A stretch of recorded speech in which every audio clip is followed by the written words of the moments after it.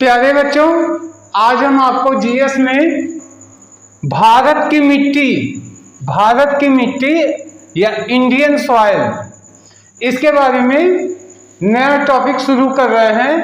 अगले कुछ दिनों तक हम इसके बारे में डिटेल में बात करेंगे। तो आइए देखते हैं। देखिए, सबसे पहले क्या है, मिट्टी के अध्ययन को मृदा विज्ञान कहते हैं, इंग्लिश में पेडोलॉजी कहते हैं। अब इसको हम कोशिश करेंगे आपको याद भी करवा दें। तो देखिए, बड़ा आसान है।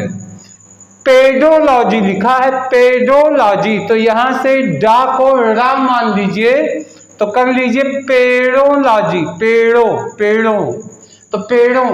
तो जो पेड़ होते हैं वो पेड़ कहाँ पे उगते हैं? मिट्टी में उगते हैं।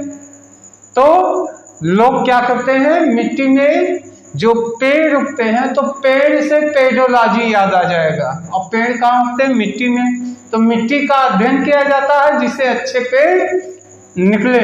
तो पेड़ से पेडोलॉजी याद आ जाएगा। पेड़ मिट्टी में होते हैं, इसलिए मिट्टी के अध्ययन को पेडोलॉजी कहते हैं, पहला चीज। अब देखिए क्या है, भारतीय कृषि अनुसंधान परिषद ने भारत की मिट्टी को 8 भागों में विभाजित किया है। 8 भागों में विभाजित किया है और सारे के सारे नाम आपको कोशिश करेंगे एक बार में याद हो जाए। तो देखिए, पहले है जलोढ़ मिट्टी, फिर काली मिट्टी, फिर लाल मिट्टी, फिर है लेटेराइट मिट्टी, इसके बाद मरुस्थलीय मिट्टी, फिर क्षारीय मिट्टी और पीठमय जैव मिट्टी और वनीय मिट्टी।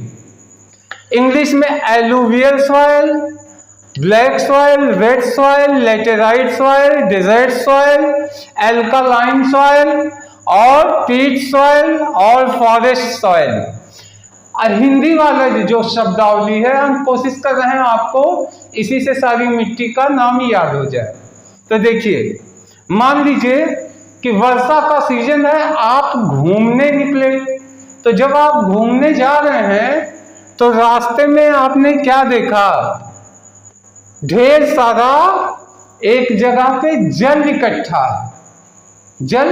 इकट्ठा है। तो जल, आखिर मिट्टी में बारिश होती है तो मिट्टी पे ही, जमीन पे ही तो पानी इकट्ठा होता है। तो ढेर सारा जल इकट्ठा है और वहां पे जल से जलोढ़।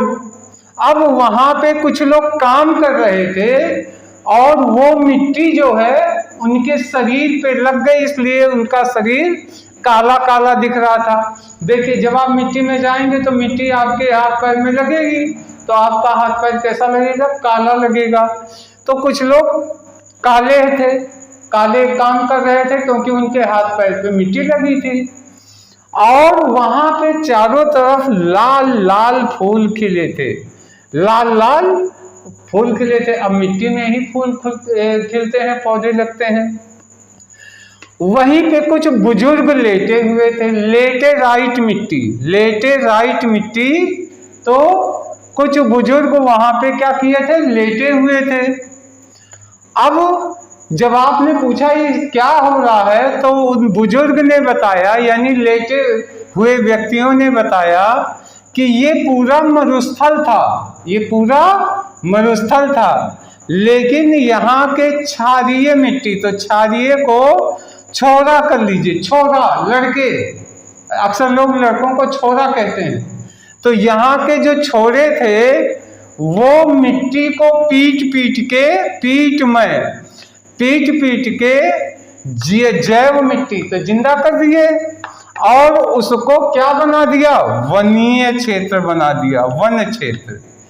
अब देखिए, आप कहाँ घूमने गए थे? जब घूमने गए तो रास्ते में क्या दिखा? कुछ जगह पे जल इकट्ठा था, जैसे खेतों में जल इकट्ठा कर लेते हैं, तो जल से जलोढ़ मिट्टी।